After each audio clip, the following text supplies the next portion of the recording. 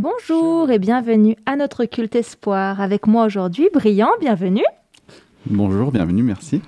Et également Isabelle Brouzet qui nous fait le plaisir d'être à nouveau parmi nous. Bonjour. Bonjour à tous.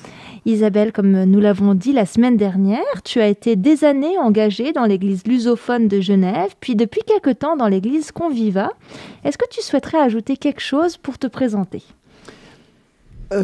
Oui, dire que être au service d'une église, c'est être au service de Dieu. Et le fait d'être dans une ou autre église, ça ne change en rien. Le plan de Dieu, c'est aider les autres à se trouver, à se retrouver avec son Dieu. Donc, je suis très contente de participer dans ce plan, dans ce nouveau plan, dans cette nouvelle aventure avec Dieu. Et tu viens servir aujourd'hui à la radio. Merci beaucoup. Merci. La semaine dernière, tu nous as parlé de Genèse 3, quand Dieu se promène dans le jardin alors que Adam et Ève se sont cachés après avoir mangé du fruit interdit. Et Dieu les interpelle en leur posant la question: où es-tu ? Aujourd'hui, tu as choisi de nous parler aussi de Genèse 3, mais des versets qui se trouvent un peu plus loin dans le chapitre. Pourrais-tu nous dire en quelques mots ce que tu veux nous partager aujourd'hui ? Bien sûr. Alors, un jour, il y a quelqu'un qui m'a dit le chapitre 3 de Genèse, c'est le plus triste chapitre de la Bible.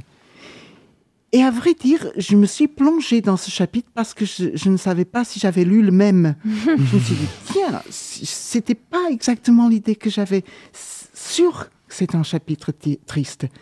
Mais il a tellement d'espoir dans ce chapitre que j'ai voulu étudier un peu plus et prendre mes conclusions. Donc, dire à Amandine et à tous ceux qui m'écoutent, c'est des partages de conclusions personnelles. C'est comme quand je lis, c'est qu'est-ce que Dieu essaie de me dire à moi et en quoi ça peut changer ma vie. Donc, on va parler d'un chapitre qui peut être triste pour quelqu'un, mais je vais montrer qu'il y a plein d'espoir dans ce chapitre. Tu titilles ma curiosité. Je me réjouis de t'entendre. En attendant d'en entendre plus, justement, j'aimerais prier avec vous. Alors, Seigneur, viens nous inspirer et nous guider pendant ce moment de culte, que ce temps te rende gloire et te soit agréable. Merci pour qui tu es, Seigneur. Sois loué et honoré, doux Papa Céleste. Amen. Amen. Amen.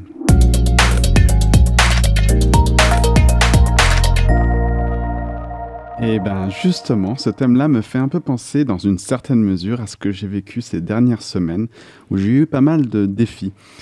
Des défis qui m'ont mené à la tristesse, à la colère, au découragement. Et pour ma part, ces événements m'ont conduit à faire des choix qui n'étaient pas vraiment les bons.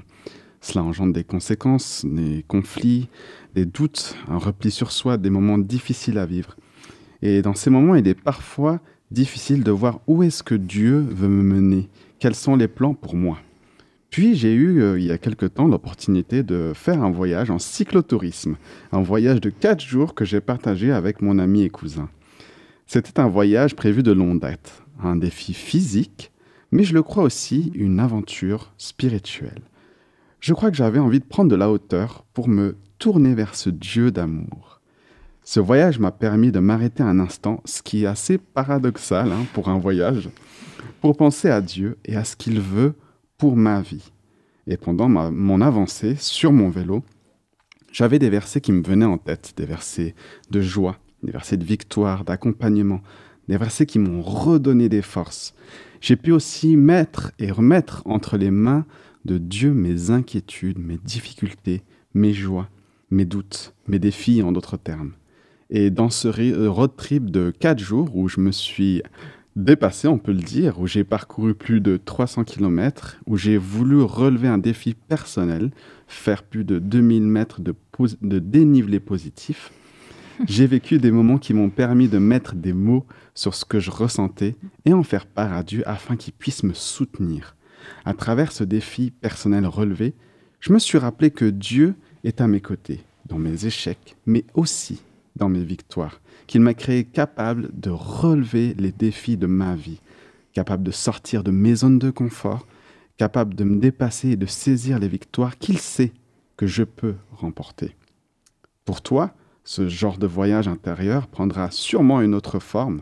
À toi de trouver la forme qui te correspond. Laisse-toi surprendre. Après avoir passé un moment difficile dans ma vie, ces versets que j'avais lus il y a longtemps sont revenus pour me donner un élan pour avancer et me réjouir de son plan de bonheur pour moi. Que cela puisse t'encourager à être authentique avec lui malgré les choses que tu pourrais faire de travers. Dieu te tendra toujours la main.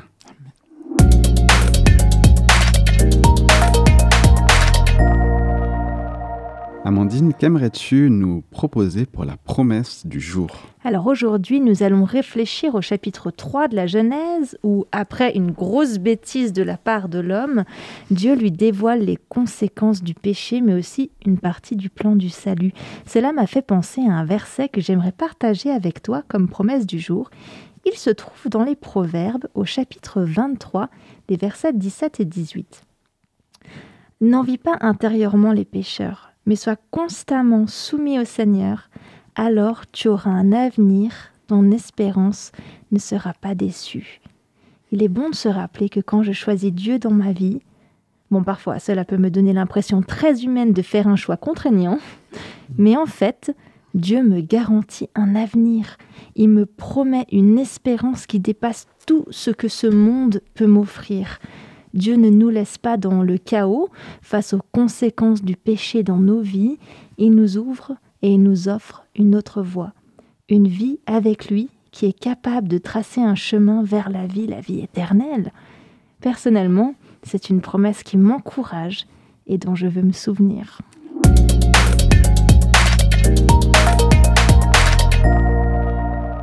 Allez, je t'invite à rentrer dans un temps de louange. Plus que d'écouter des jolis chants, c'est un temps où chacun est appelé à rentrer tout spécialement dans la présence de notre Dieu. Alors j'aimerais prier que le Saint-Esprit descende sur chacun et chacune d'entre nous, qu'il inonde le lieu où chacun d'entre nous se trouve de sa présence, que ce soit dans ta voiture, ta cuisine, ton salon, notre studio, qu'il ouvre nos yeux, que nous puissions prendre conscience qu'en cet instant, Dieu est parmi nous.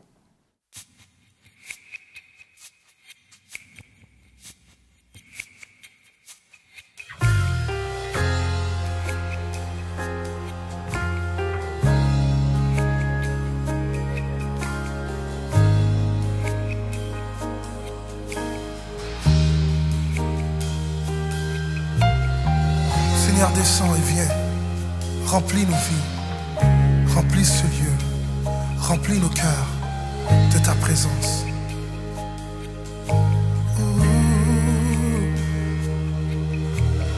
Inonde ce lieu de ta présence, nous avons besoin de toi. Inonde ce lieu de ta présence, nous avons besoin de toi. Viens, esprit de révélation, souffle sur nous, souffle sur nous. Viens, esprit de révélation, souffle sur nous, souffle sur nous.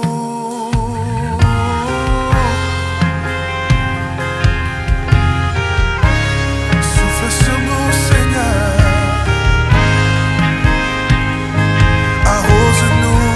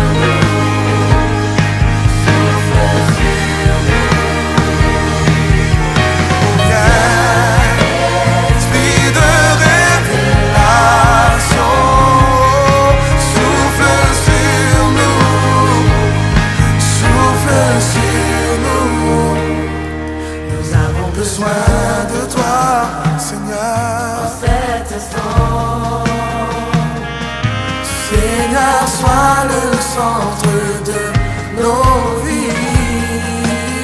Oh, et quand moi s'élève le chant, une mélodie, témoignant de ta grâce infinie. Nous avons besoin de toi, roi.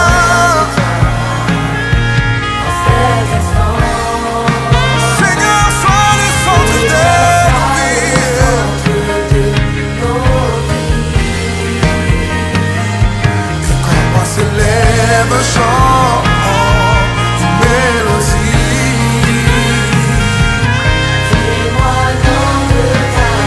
ta grâce infinie, mon Seigneur. Oh oui, Seigneur, nous avons besoin de toi.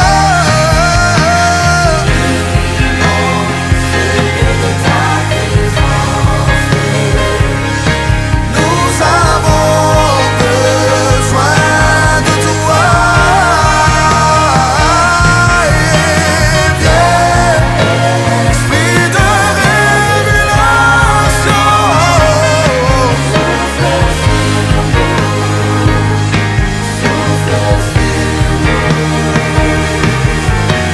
Viens, esprit de révélation. Oui, Jésus est là, à tes côtés aujourd'hui.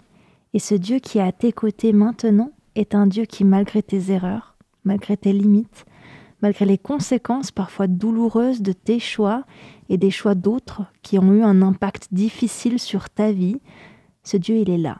Il veut te restaurer. Il peut transformer ta vie, ma vie, car il est tout-puissant. Il opère des miracles dans les situations désespérées. Il est lumière dans nos ténèbres, dans tes ténèbres. Il est mort et ressuscité pour toi et moi. Et c'est la raison pour laquelle je veux l'adorer. Et toi ?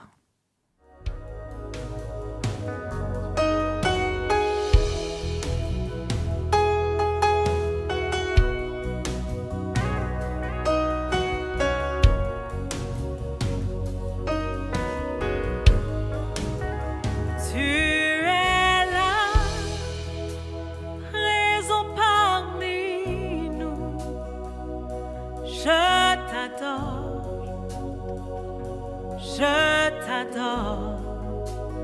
Tu es là, agissons parmi nous. Je t'adore. Tu es là, présent parmi nous. Je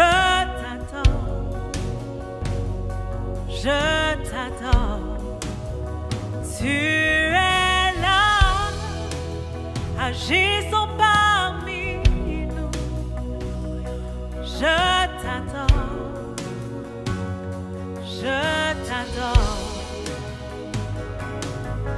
Et tu ferais chemin au Père des miracles. Tu tiens tes promesses, lumière dans les ténèbres. Mon Dieu, c'est ce que tu es.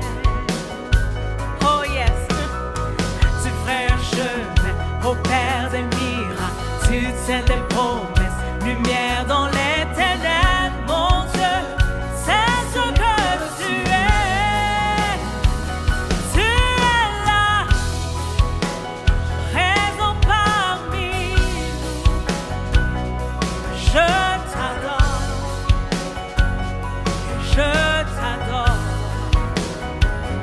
Tu es là, tu restaures les cœurs brisés.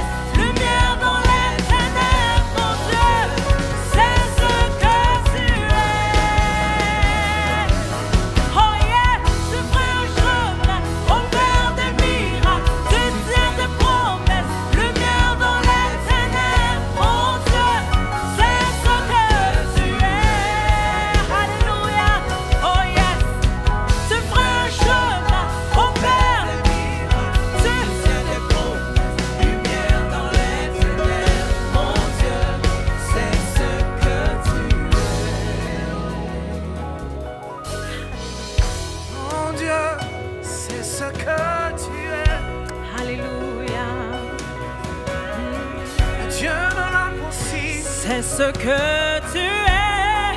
Dieu des miracles, mon Dieu, C'est ce que tu es. Oh yeah, oh yeah. C'est ce que tu es.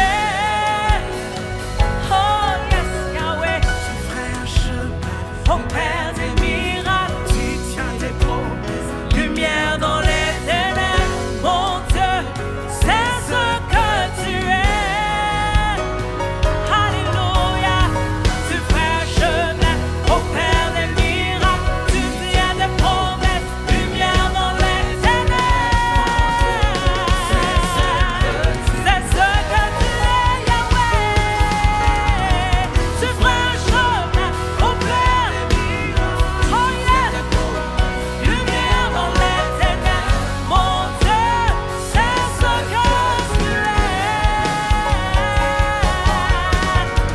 Tu feras un chemin, Au Père des miracles, tu tiens tes promesses. Lumière dans les ténèbres, mon Dieu, c'est ce que tu es. Et oui, nous vivons dans une terre pleine de péchés, mais les yeux fixés sur Dieu.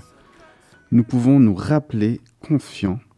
Dieu nous promet un avenir avec lui, une éternité à ses côtés, un jardin plein de délices. Quel merveilleux héritage.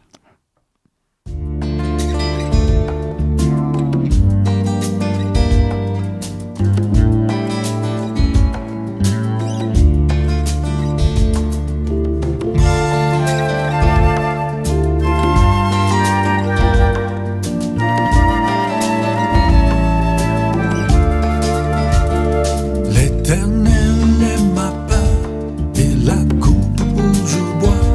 Tu garantis la paix que j'ai reçue. L'Éternel est ma paix et la coupe où je bois. Tu garantis la paix que j'ai reçue. Tu en as fixé les limites. C'est un jardin plein de délices. Mon héritage est merveilleux. Mon héritage est merveilleux.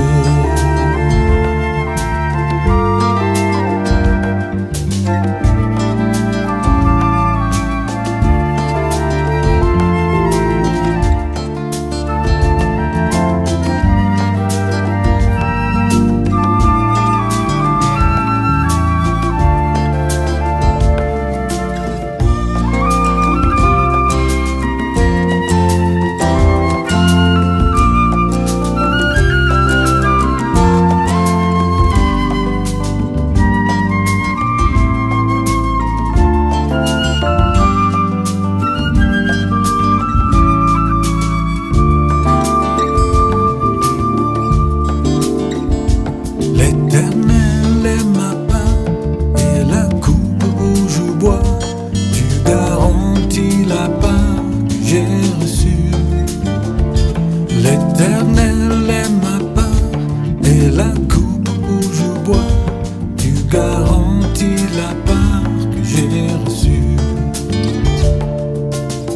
Tu en as fixé les limites.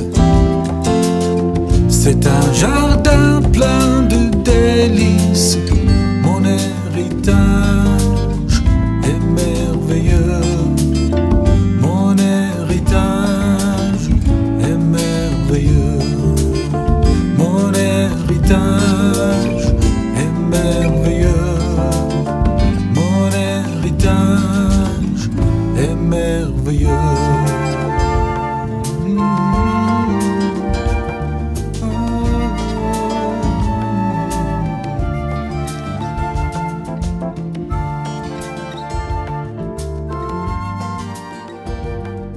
Pour ce temps de témoignage pour la chronique Dieu agit, j'aimerais te parler d'une personne que tu connais peut-être.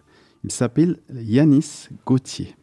C'est une personne qui est aujourd'hui pasteur, conférencier, formateur, auteur de plusieurs livres et qui partage le témoignage singulier de sa conversion. Alors Yanis n'a pas toujours été pasteur. Pendant son adolescence, il a grandi dans la cité des 4000, un quartier de la Courneuve en Seine-Saint-Denis à Paris. Il a grandi avec le discours que pour sortir de cette cité, pour évoluer dans la vie, il fallait vendre de la drogue. Issu d'un abandon de son père et d'une mère criblée de dettes, Yanis et sa famille essayent d'avancer tant bien que mal.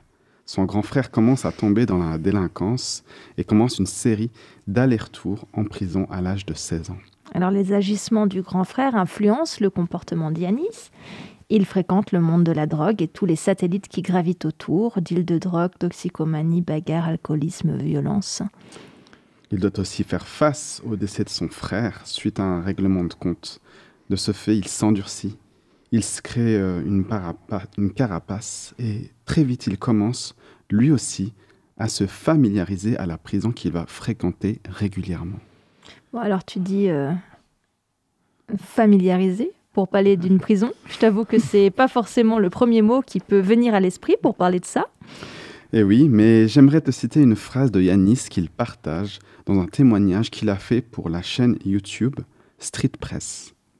Pour ma première incarcération à la prison de Bois d'Arcy, je suis le plus jeune, donc j'ai le droit à certains privilèges. 3 repas par jour, un matelas, une couverture, une télévision dans ma cellule, c'est mieux qu'à la maison. Je vivais dans un taudis à la cité, et là, on me donne de l'attention. Je crois que cela répondait à mes besoins. Pour la première fois, on s'intéresse à moi, et on me donne à manger. Bref, c'est le 4 étoiles. Je suis avec mes potes, c'est l'école de la vie, et je le crois. À cet instant, c'est la seule issue pour me sortir de la précarité. Interpellant, n'est-ce pas? En parallèle, Yanis croit fermement à un Dieu. Il parle même de plan pour l'être humain, mais pour lui, à ce moment-là, Dieu existe, mais il ne l'aime pas. Yanis souffre intérieurement. Il essaye de se réfugier dans l'alcool, la drogue dure, et à travers ses dérives, il vit un semblant d'existence. Mais il se rend compte au bout de quelque temps que c'est un cercle vicieux et qu'il ne s'en sortira pas. Il tente alors de mettre fin à sa vie plusieurs fois. Il tente des actions qui frôlent la mort. Yanis n'aime pas la vie. Pendant le temps qu'il purge à sa 2e peine pour braquage, alors que tout le monde lui a tourné le dos, une femme vient le voir régulièrement.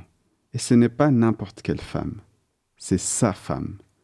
Elle est enceinte et accompagnée de ses 2 enfants. À chaque visite, c'est une épreuve.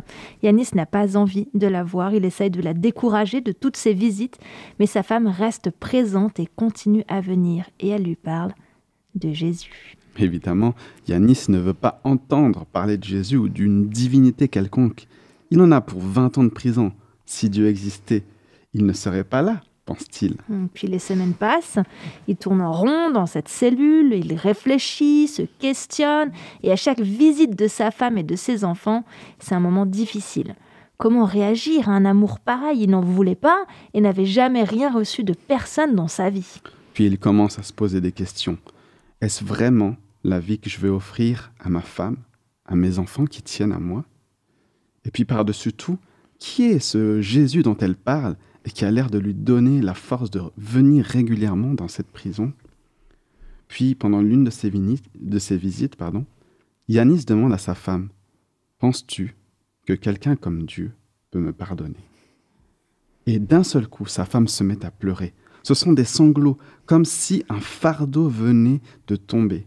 Et elle lui dit, Il y a tellement longtemps que je prie Dieu pour qu'il touche ton cœur, tellement longtemps que je pleure Dieu pour qu'il touche ton cœur. Et à partir de cet instant, une brèche s'est ouverte dans le cœur de Yanis. Et même s'il y avait encore beaucoup de chemin à parcourir, sa femme savait que c'était le début d'une autre chose. Pendant une autre visite, elle lui dit « Dieu peut te libérer. » Alors évidemment, on pense peut-être à la libération du cœur de ses péchés, mais étant donné qu'il en avait pour 20 ans de prison, était-ce également une libération physique dont elle parlait? Eh bien, figure-toi que 7 mois après cette prise de conscience, Yanis est libéré. Oui, intérieurement, mais physiquement aussi. Il sort de prison.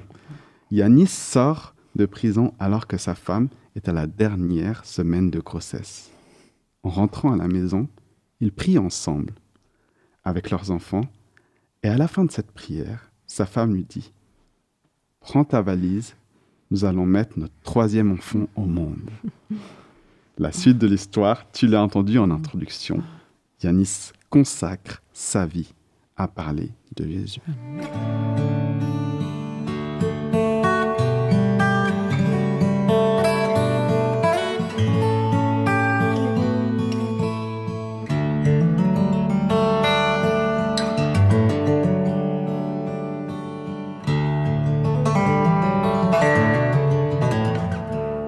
Donc, le jour où on m'a dit que le chapitre 3 de Genèse était le chapitre le plus triste de la Bible, j'ai vraiment voulu lire, comme j'ai dit. Lire, mais lire avec mes yeux à moi, pour voir si vraiment c'était triste. Et avant de commencer le chapitre 3, je vous invite à lire avant, donc le chapitre 1, Genèse 1, et verset 27. Il dit la chose suivante, « Et Dieu créa l'homme à son image. Il le créa à l'image de Dieu. Hommes et femmes, il les créa. » Et après, dans le chapitre 2, verset 25, c'est écrit « L'homme et sa femme étaient tous les deux nus et n'en avaient pas honte. » Ça, c'est 2 versets qui m'ont dit « Non, là, on n'est pas encore au 3, donc tout va bien. Ils sont image de Dieu, ils sont nus et ils n'ont pas honte. » Et quand Dieu créa l'homme et la femme, nous avons vu la semaine dernière, ils étaient nus. Donc, ils étaient parfaits, ils étaient nus, ils avaient besoin de passer une épreuve, l'épreuve de l'obéissance envers Dieu. Et la Bible commence, le 3e chapitre commence en disant que le serpent, que dans ce contexte-là est Satan, qui est incarné par le serpent, était le plus rusé de tous les animaux. Dans ce mot-là, rusé, c'est exactement la même racine que nu. Ça veut dire rusé, c'est celui qui prend plaisir à dévêtir, à exfolier les autres. C'est exactement la même racine. Donc nous avons ici le mâle, Satan, qui est l'animal qui aime dévêtir les autres. Et après on comprend mieux le verset 7, où ils disent on a pris conscience qu'on était nus. Donc cet animal, ce Satan, va essayer de dépouiller l'homme et la femme de quelque chose qu'ils avaient avant. C'est celui qui enlève la protection. Donc, quand Adam et Ève cèdent à la tentation, qu'est-ce qu'ils ont vu dans l'autre qui a changé? Je me suis posé cette question parce qu'ils n'avaient pas honte, dans le verset 25 du chapitre 2, et après ils ont honte d'être nus. Qu'est-ce qui s'est passé en quelques minutes? Parce que leur corps était parfait, donc ça ne se dégrade pas comme ça. Je ne m'imagine pas Adam regarder Ève et dire « Mince, qu'est-ce qu'elle a grossi depuis il y a 2 minutes, la cellulite, oh mince !» Et Ève, qu'est-ce qu'elle a vu en Adam qui l'a fait avoir honte aussi, quand ils sont regardés eux-mêmes. Donc, en quelques minutes ou en quelques heures, l'homme passe de être parfait, être bien, à avoir honte et avoir peur. Et le verset donc 27 chapitre 1 nous donne la réponse. Ils disent que Dieu les créa à son image. Donc ils étaient remplis de l'image de Dieu.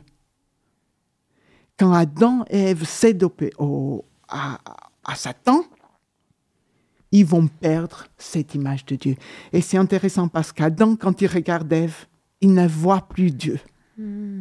Et quand Ève regarde Adam, elle le cherche, mais l'image de Dieu n'est plus. Et c'est intéressant parce qu'aujourd'hui, un homme qui n'est plus image de Dieu fait peur. Un homme, quand je dis un homme, une femme aussi. C'est-à-dire un homme et une femme qui perdent les caractéristiques de Dieu font peur et font que des bêtises à la suite. Et nous sommes, à vrai dire, et c'est une tragédie pour l'humanité, nous sommes des spécialistes à dévêtir toutes les caractéristiques que Dieu a mis en nous et à vêtir celles qui ne devraient pas nous appartenir. Ça veut dire, les caractéristiques de Dieu, c'est l'amour, la miséricorde, la patience, la joie. Et ça, on ne veut pas. D'ailleurs, dans nos sociétés, ce n'est pas des très beaux habits. Quand on dit qu'on est patient, on se dit « Oh non, tu es idiot ». Et nous préférons vêtir les caractéristiques de la société du mal. C'est la jalousie, la puissance personnelle, la tristesse, être enragé, être en colère. Tout ça, c'est valorisé. alors que Dieu ne veut pas qu'on ait ça, parce que ça n'appartient pas à l'image qu'il veut nous donner. Donc, ce qui va se passer à la suite, c'est très beau dans le chapitre 3. C'est que Dieu va parler personnellement à la femme et à l'homme. Et il y a des personnes qui disent, oui, mais là, les malédictions que Dieu donne à l'homme. Alors, moi, je ne vois pas ça, parce que il va dire à l'homme, le jour où tu mangeras du fruit interdit, ça veut dire, le jour où tu vas désobéir, tu mourras. Et nous savons à la suite qu'Adam va vivre 930 ans.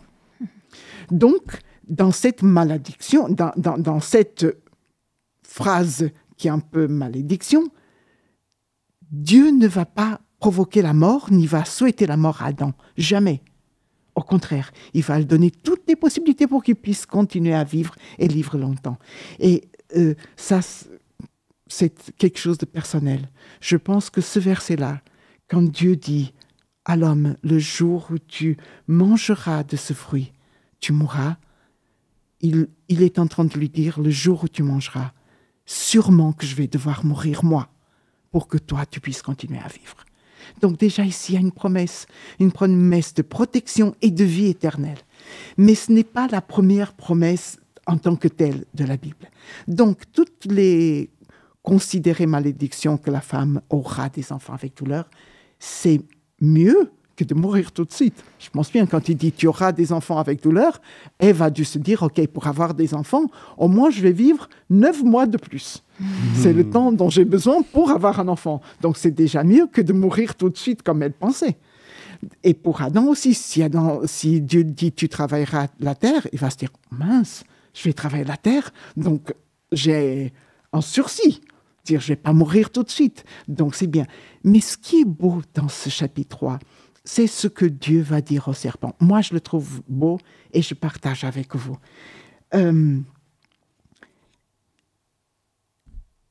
Jean, dans le chapitre 1 de l'évangile de Jean, Jean va parler qu'au début, c'était la parole.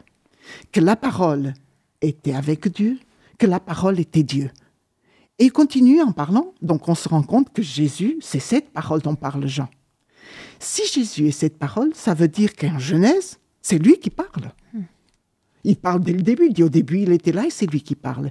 Donc tout ce que Dieu va dire à l'homme, à la femme et à Satan, c'est Jésus qui est en train de parler. Et là, j'aimerais partager, ça m'a bouleversé, ce que j'ai compris le chapitre 3, verset 15. Les versets disent la chose suivante. Jésus, en parlant avec le serpent, dit « Je mettrai inimitié entre toi et la femme, entre ta descendance et la descendance de la femme. Celle-ci, ça veut dire la descendance de la femme, t'écrasera la tête, et toi, tu l'écraseras le talon. » Donc, Jésus est en train de dire ça à qui? Au serpent. Au serpent qui est Satan. Satan. C'est considéré la première promesse biblique parce que Jésus est en train de dire ce que tu vas être détruit. Maintenant, je vais vous dire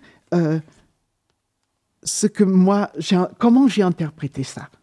Je ne vais pas changer le texte, simplement, j'entends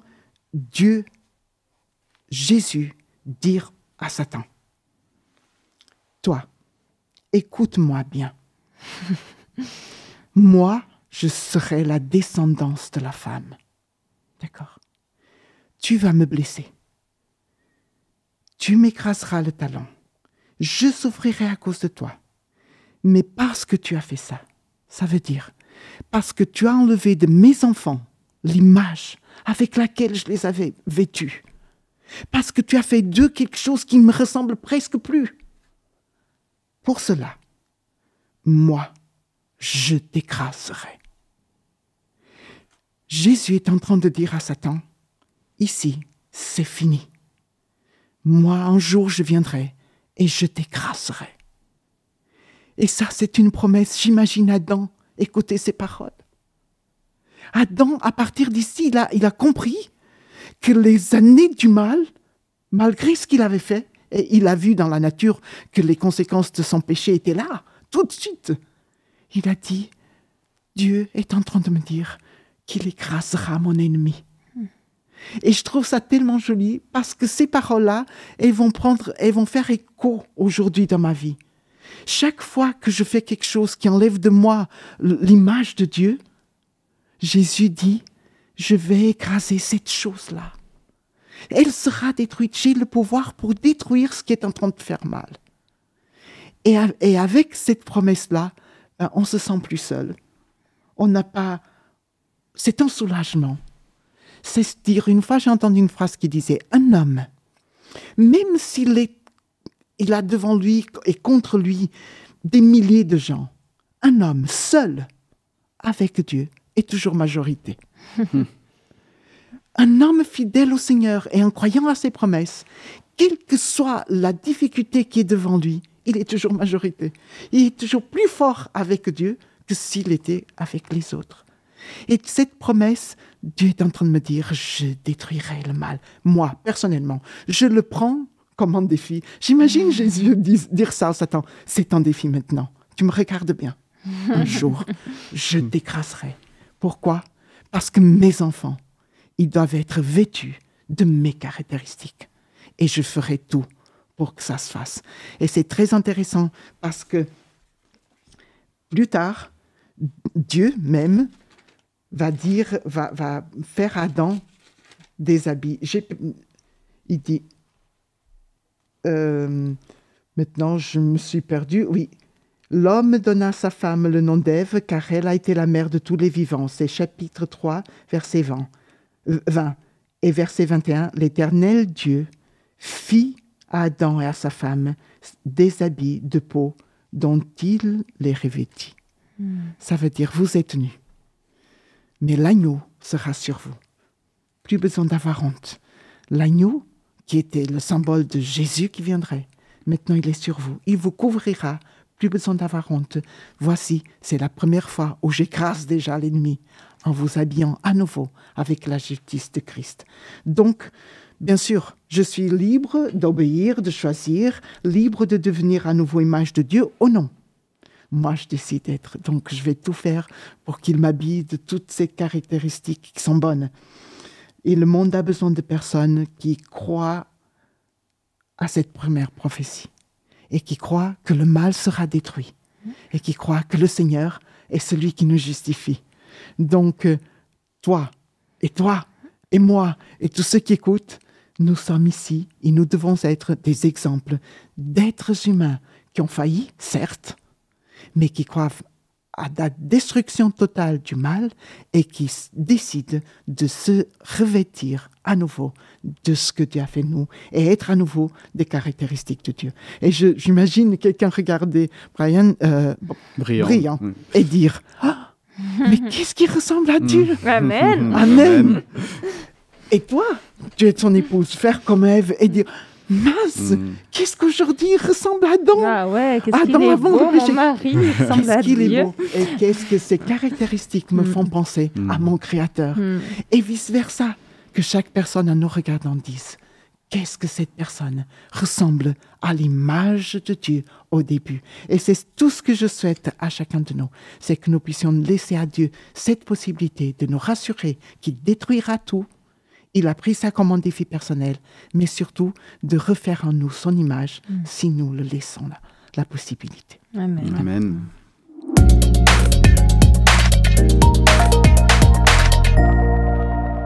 Si tu nous rejoins maintenant, tu te trouves au culte Espoir. Dans cette chronique Dieu dans les arts, et pour prolonger le temps de réflexion que nous a partagé Isabelle, nous aimerions t'inviter, cher auditeur, auditrice, à faire un petit exercice en musique.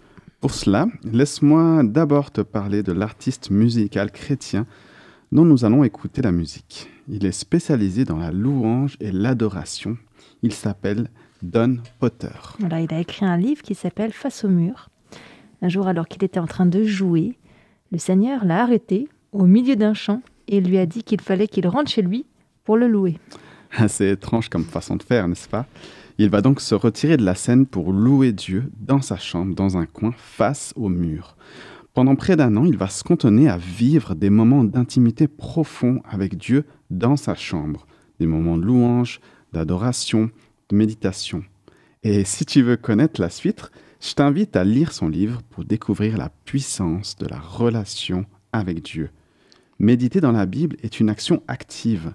C'est l'action de converser intimement, de parler, d'avoir de la réflexion, d'avoir de la maturation dans nos idées. Voilà, dans le psaume 77,7, 77,7, il est écrit « Je me souviens par mon chant, pendant la nuit, mon cœur médite, mon esprit s'interroge. » Nous t'invitons, au travers de cette méditation instrumentale, à pouvoir, au-dedans de toi, être en communion avec Dieu, à prendre le temps d'écouter, à prendre le temps de méditer ce que tu as entendu, laisser les images, les sensations, les mots, les sons et les silences te mener vers le Père.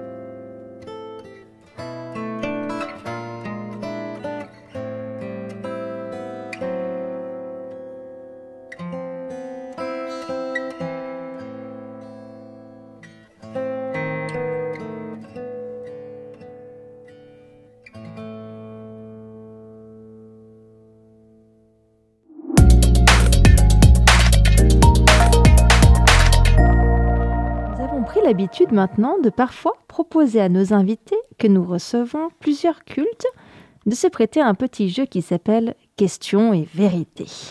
L'objectif est que notre invité réponde à des questions très concrètes sur comment il ou elle vit sa foi au quotidien avec Dieu. Alors Isabelle, es-tu d'accord de te prêter à ce jeu? Excellent. Alors c'est parti. Quel est un de tes versets, parce que des fois c'est un peu compliqué, préférés? Exactement. Alors, sérieusement, je n'ai pas de verset préféré. Je dis, alors j'ai celui qui commence en Genèse 1 et qui finit en Apocalypse 22. Ça fait beaucoup de versets. Parce que je pense que chaque verset est important selon la situation à laquelle tu es en train de vivre. C'est-à-dire qu'il y a des jours où tu es très content, tu ouvres psaume et tu es content de psaume. Et il y a des jours où tu es triste et tu as besoin de consolation, donc les versets, ils deviennent importants et plus beaux selon la situation. Mais il y a le verset de 1 de Jean 1, verset 9, qui dit « Car il est fidèle et juste de vous pardonner les péchés et vous purifier ». J'aime beaucoup parce que souvent, les péchés, on est un peu accablés. Et quand je lis ce verset, je dis « Ok, c'est pas fini ». Il y a encore quelque chose à faire, il va me purifier, on va partir, il me pardonne. Je trouve très joli ça. Excellent. Merci, on a entendu pas mal de musique là jusqu'à présent. Est-ce qu'il y a une des chansons chrétiennes que tu aimes particulièrement? Alors, j'écoute beaucoup de musique brésilienne et portugaise. C'est très riche, la musique chrétienne brésilienne. Ouais. Donc, mais il y a un cantique de l'hymne du cantique portugais, le titre c'est Tu ne marches pas seul. Chaque fois que j'écoute ça, je pense à Jean-Jacques Goldman parce que lui, il n'a pas eu la chance de marcher seul. et quand j'écoute que je ne marche pas seul, c'est un soulagement. C'est un hymne qui m'accompagne souvent parce que c'est mieux de marcher à deux. Et quand le deuxième, en plus, il est 3, ça fait déjà 4. Et quand il est tout puissant, ça fait beaucoup de monde en train de marcher. J'adore ça. J'adore marcher avec plein. Comment on dit du coup en portugais? Não andas só. D'accord, donc voilà, comme ça l'auditeur ou l'auditrice, s'il veut, il tape ça. C'est ça. Et il trouve. Non, même de ça. Alors un livre chrétien que tu nous recommanderais? Rencontre du pasteur Roberto Badenas. Pour moi, Ah. c'est un livre qui m'amène à rencontrer Jésus par rapport... Quand je lis ce que Jésus a fait avec les gens, je m'identifie, mais avec plein de gens. Avec parce que l'aveugle, avec... C'est un livre qui parle de quoi finalement? Alors, c'est les rencontres, les miracles de Jésus, les rencontres de Jésus avec différents personnages. Et c'est fou comme chaque personnage, c'est toi. Dire, quand tu regardes l'aveugle, tu te trouves aveugle. Quand tu regardes la femme samaritaine, tu te trouves femme samaritaine. Et c'est écrit avec tellement de détails. Pour ceux qui ont un peu d'imagination, tu as l'impression que tu es là, que tu es à côté de Jésus et que tu es devant lui dans chaque situation qu'il raconte. C'est un très beau livre. Ah, tu m'as donné envie de le relire parce que je Rencontre. le Oui, connais, il me mais ça semble fait qu'on longtemps l'avait que je ne l'ai lu. pas lu. Il y a Rencontre et il y a le deuxième, c'est Rencontre décisive. Je suis en train de lire Ouh. le Ah. deuxième. Bah, Il D'accord. faudra Donc, te pour inviter l'instant- du coup. C'est pour ça. l'instant, inviter directement Pasteur Badenas. C'est pas faux. Une fois où Dieu t'a surprise. Oula, tous les jours. Alors, je vais vous dire, quand tu me poses cette question, je pense à une situation et je vais essayer d'être réduite, mais si un jour vous m'invitez, je vous raconterai tout en détail. Je suis partie au Portugal le 10 mars 2020. Donc, on était en pandémie, mais pas trop encore. Donc, je me suis permise de partir avec ma sœur et on rentrait le 17 mars 2020.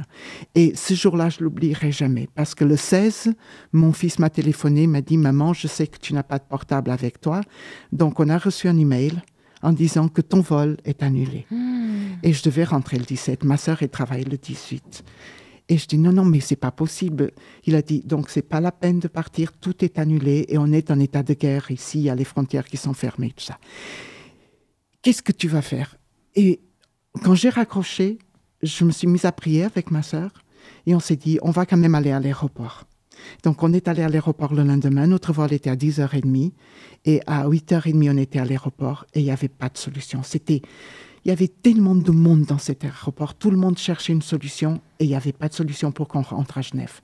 Il y avait 3 vols qui partaient, un à Londres. Qu'est-ce qu'on allait faire à Londres? un à Francfort. Qu'est-ce qu'on allait faire à Francfort? Et l'autre partait à Lisbonne. Donc, pas de problème. On n'avait pas de solution. Et on rentrait déjà en voiture pour rester, pour voir comment on allait faire. Et la fille de mes amis, parce que j'étais dans une famille, un couple d'adventistes, elle nous a téléphoné, elle a dit, il y a une solution, c'est que vous partiez à Francfort, parce que de Francfort, à 10h du soir, il y a un avion qui part en direction à Genève. Donc, nous, on est revenus sur nos pas, on est parti, on est arrivé à l'aéroport. La queue pour Lufthansa était, mais il y avait, je ne sais pas, 30 personnes devant moi. L'avion partait à midi, c'était midi moins 25, Oh là là. 11h30. Le stress. J'ai dit jamais. Donc, la question était, pourquoi je dis que Dieu m'a surpris? Parce que ma sœur était avec les valises et avec mes amis, moi je faisais la queue. Et je priais au Seigneur et je dis, regarde, on va faire un pacte tout de suite. Je ne tiens pas à partir à Genève spécialement. C'est pas que je m'entête à y aller. Mais si c'est la volonté que j'y aille, j'ai, pour nous deux, j'ai 500 € pour le billet, pour moi et ma sœur. On a 25 minutes devant nous. Et c'était quoi l'autre? Et qu'ils aient 2 places. Parce qu'il y avait tellement de monde, donc il fallait que... Si un de ces prérogatives ne sont pas là, je pense que c'est que tu ne veux pas que je retourne à Genève. Donc, je te mets dans tes mains. Et tout d'un coup, la queue a commencé à fonctionner. J'arrive devant la personne, je demande, j'aimerais aller à Francfort, à Genève, mais via Francfort. Est-ce que le vol de Genève est assuré? Elle a dit, pas du tout. Vous savez, les avions, toutes les heures, il y a des avions qui sont annulés, donc on ne peut pas vous garantir. J'ai dit, regardez, j'aurais besoin de 2 places. Elle a dit, on a 2 places. Et combien ça va me coûter? Elle a dit 495. Oh là là. J'ai dit, OK, ça rentre. Hein, et puis j'ai dit, et vous pensez qu'on arrive à temps? Elle a dit, si vous courez, oui. Donc j'ai pris mes billets, j'ai pris ma sœur, les valises, on avait des grandes valises et on est parti. On a pris l'avion pour Francfort, on est arrivé, l'avion de Genève n'était pas annulé. Et on est resté 5 heures à Francfort en train de regarder le temps passé pour rentrer dans cet avion. Et quand l'heure est arrivée, on était plusieurs, donc il y a plusieurs personnes qui sont passées. Il y avait un couple devant moi, il montre son billet et la dame lui a dit, à partir de là, c'était en anglais, vous ne pouvez pas prendre cet avion. Il a dit pourquoi? Parce que pour rentrer dans cet avion, il faut que vous ayez une adresse Genève. en Suisse. C'est un vol de rapatriement. Donc, il n'y a que ceux qui ont une adresse en Suisse qui peuvent prendre. Elle me suis dit, mais je suis d'Annecy, c'est juste à côté. Elle a dit, non, non. Elle prend l'ordinateur, elle le tourne. C'était marqué, pour entrer dans cet avion, il faut avoir une carte Une d'identité, adresse. une adresse, une résidence en Suisse. Donc, elle a dit, vous allez de côté. Moi, je présente le mien. Je me suis dit, bon, Dieu ne m'a pas amené ici. Bon, elle a dit, vous, c'est pareil, l'autre côté. Et là, quand je me suis vue et on était 5 ou 6, je regarde ma sœur et j'ai dit, qu'est-ce que je n'ai pas compris de la réponse de Dieu? Il y a quelque chose que je n'ai pas compris, puisqu'on avait fait un pacte. Donc lui, il ne faille pas. Donc je n'ai pas compris quelque chose. Est-ce qu'il y a quelqu'un qui a besoin de notre aide ici? Et puis on était en train de prier et de pleurer, parce que c'était 10h moins le quart du soir. On ne connaît personne à Francfort, on ne parle pas allemand et on n'avait pas d'argent. J'avais 100 francs suisses dans la poche. Je me suis dit, ça peut... Et là, on était comme ça. Tout le monde est parti et on est resté. Il y a un groupe de jeunes qui est arrivé, 25, 26 ans, une dizaine de personnes qui s'est mis aussi dans notre groupe. Et puis le monsieur a dit, OK, je vais appeler le central pour savoir qu'est-ce qu'on va faire de vous. Et donc il commence à parler en allemand. Et au bout de 5 minutes, il raccroche. Il se tourne vers moi et vers le monsieur. Il me pose cette question. Vous croyez au miracle? J'ai dit, Oui. je ne savais pas quel était le miracle. Il tourne l'ordinateur et c'était marqué pendant quelques minutes. Tous les passagers qui ont un billet en direction de Genève peuvent prendre l'avion. Dieu m'a surpris et je vais expliquer pourquoi. Parce que c'est pas qu'il ait fait ce miracle. Ok, je finis tout de suite. C'est pas le miracle, c'est quand on est arrivé à Genève. Parce qu'on est arrivé à Genève, on a compris pourquoi. Les jeunes qui étaient venus à côté de nous, c'était des militaires français avec ces gros bagages. Et les États se sont mis d'accord pour qu'ils puissent rentrer dans l'avion. Ah, Et à ce non. moment-là, pendant quelques minutes, nous, les enfants de Dieu, Dieu sait tout, de là, il savait qu'on pouvait faire. Et il m'a surpris parce qu'il a dit, tiens, mais il sait même quand les États vont avoir besoin de se mettre en contact, ils s'accordaient pour que nous, on puisse rentrer. Amen. Bah, écoute, Amen. merci beaucoup Isabelle d'avoir accepté de répondre à nos petites questions, puis d'avoir partagé ce beau témoignage. Dieu est vraiment surprenant, tu as raison. C'est toujours passionnant hein, de voir comment Jésus se manifeste dans nos vies.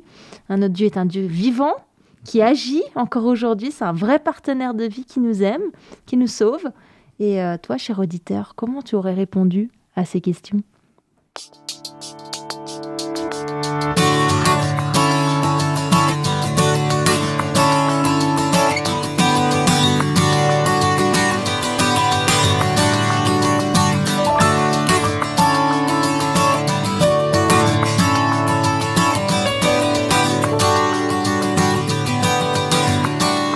Tu es l'ami fidèle, présent dans mes combats.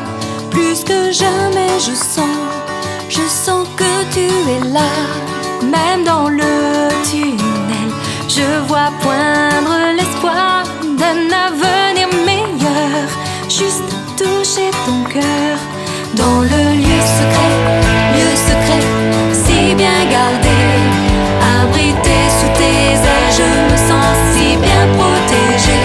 Ami fidèle, présent dans mes combats. Oh, montre-moi la voie qui mène à toi. Ami fidèle, présent dans mes combats. Oh, montre-moi la voie qui mène à toi, qui me mène à toi.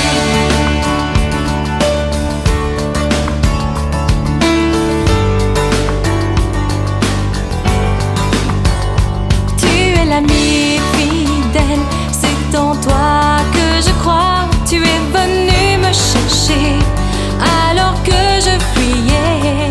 Tu as vu ma misère, tu m'as prise dans tes bras. Par mes lèvres que ton nom leur parle de pardon. Dans le lieu secret, si bien gardé. Abrité sous tes ailes, je me sens si bien protégé. Ami fidèle, présent dans mes combats. Oh, montre-moi la voie qui mène à toi. Ami fidèle, présent dans mes combats.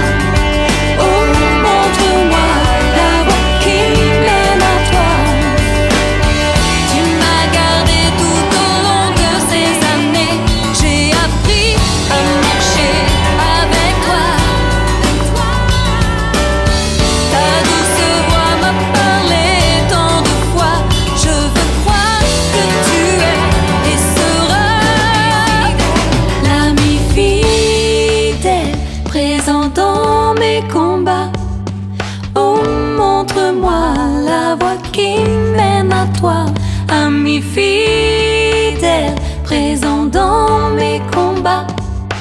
Oh, montre-moi la voie qui mène à toi, ami fidèle, présent dans mes combats. Oh, montre-moi la voie qui mène à toi. Tu es l'ami fidèle, présent dans mes combats.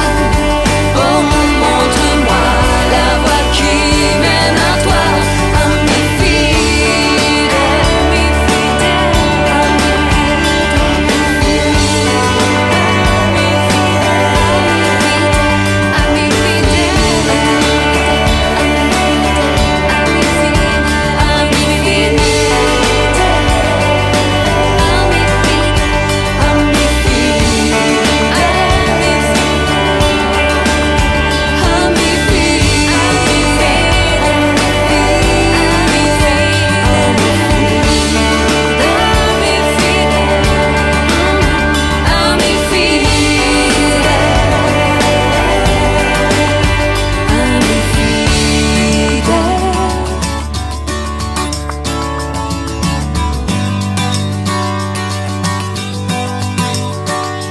Tu es l'ami fidèle,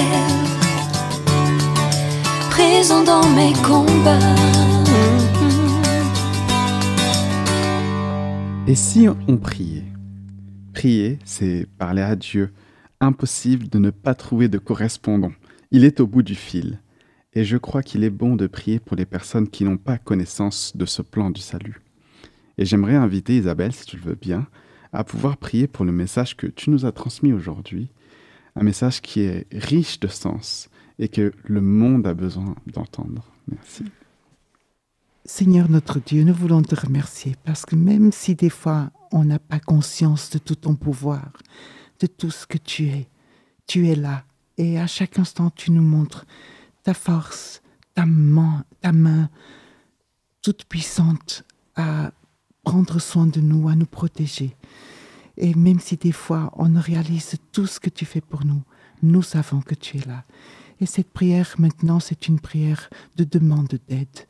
Pour tous ceux qui en ce moment se sentent seuls ou qui ont des problèmes qui paraissent tellement grands, que toi, tu puisses te révéler, Seigneur, dans leur vie, que tu puisses montrer ta force, ton pouvoir et surtout ta présence qui console nos cœurs. Toi, tu nous as dit que tu écraseras le mal. Tu l'as fait et n'a plus rien à craindre. On est entre tes mains et nous savons que le futur que tu as pour nous, il est merveilleux et il dépasse tout ce qu'on a pu imaginer. Fais que toutes ces choses soient une réalité dans notre vie et reste à côté de tous ceux qui sont seuls, tous ceux qui ont des difficultés. Reste à côté d'eux cette nuit, demain et toute leur vie. Nous te demandons au nom de Jésus. Amen. Amen. Amen.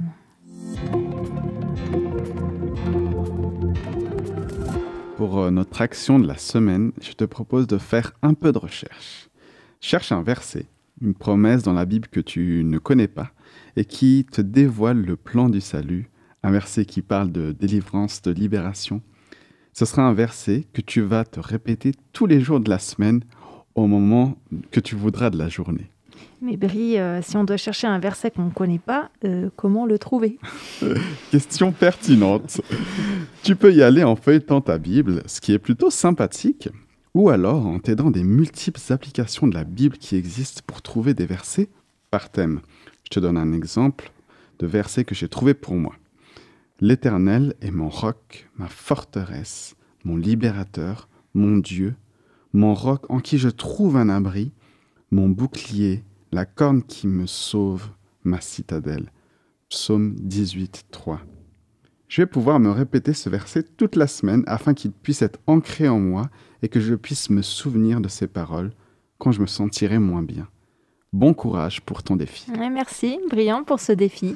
Que le Seigneur bénisse et inspire ceux et celles qui auront envie de le relever. Nous voilà arrivés au terme de notre culte. Merci encore Isabelle d'avoir accepté notre invitation et d'avoir partagé ces 2 cultes avec nous. Sois toi et ton foyer abondamment bénis. Sois béni vraiment dans ton ministère. Vraiment, et tu nous as bénis, donc merci infiniment. Merci. Merci également à toi, Brian, et merci à toi, cher auditeur, chère auditrice, d'avoir partagé ce temps avec nous. Je te souhaite une excellente nouvelle semaine sous le regard protecteur et aimant de notre Papa Céleste. À la semaine prochaine. Bye!